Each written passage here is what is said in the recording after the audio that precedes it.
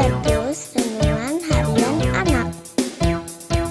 Salam Habatus anak-anak, hidupku bagi Kristus.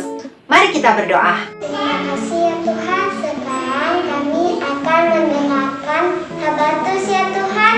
Terima kasih ya Tuhan yang akan memimpin Habatus ya Tuhan, supaya kami mengerti dan mendengarkannya dengan baik. Dalam nama Tuhan Yesus kami doa, haleluya, amin. Nah, anak-anak, Yotam adalah Raja Yehuda Israel Selatan yang menunjukkan sikap hormat yang besar terhadap bait suci.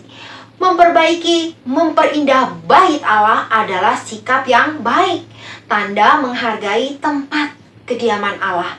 Tetapi apa yang Yotam kerjakan tidak menjadikan bangsa Israel hidup sesuai dengan kehendak Allah. Dan akibatnya, yuk kita baca sama-sama ayat 37. Mulai zaman itu Tuhan menyuruh Rezin Raja Aram dan Pekah bin Remalia menyerang Yehuda.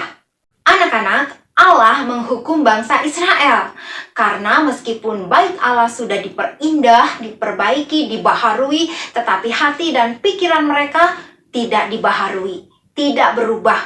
Mereka tetap mencintai dosa. Mereka menyembah berhala. Bangsa Israel berdosa.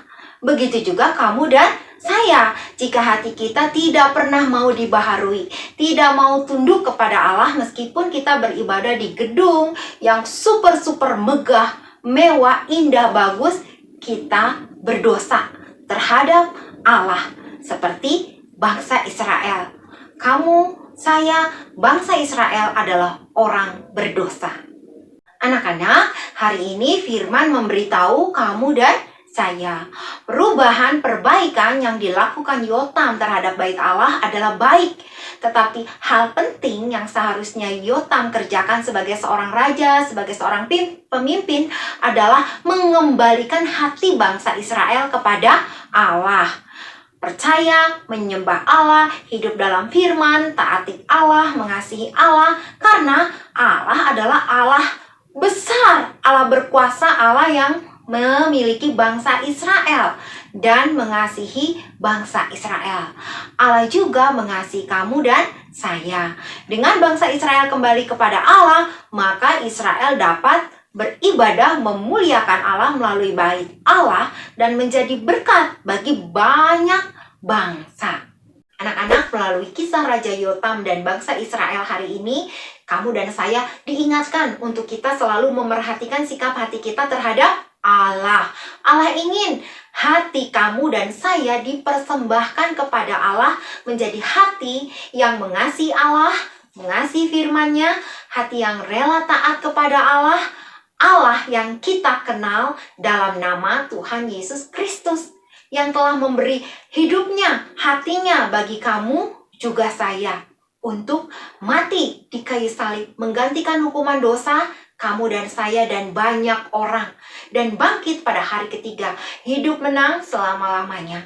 Supaya setiap anak orang yang percaya dosa dihapuskan, diberi hidup baru yang dipimpin Roh Kudus, yang menolong kita menjaga hati kehidupan kita sesuai dengan kehendak Allah. Sehingga bagaimanapun keadaan kita, situasi kita, kondisi kita, waktu senang atau susah, di rumah yang megah atau rumah sederhana, di gedung gereja yang megah, mewah, atau gedung gereja yang sederhana, sikap hati kamu dan saya adalah sikap hati yang menyenangkan hati Allah. Habatus, hidupku bagi Kristus.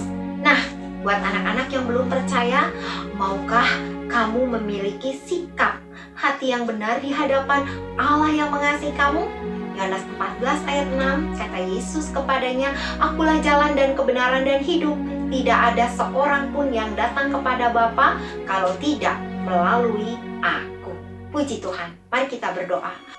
Bapa, kami sangat bersyukur karena Tuhan mengingatkan kami, menegur kami, bahwa hati kami adalah hati yang penuh dengan kelemahan, hati yang keinginannya berdosa. Tetapi anugerah Tuhan terlalu besar.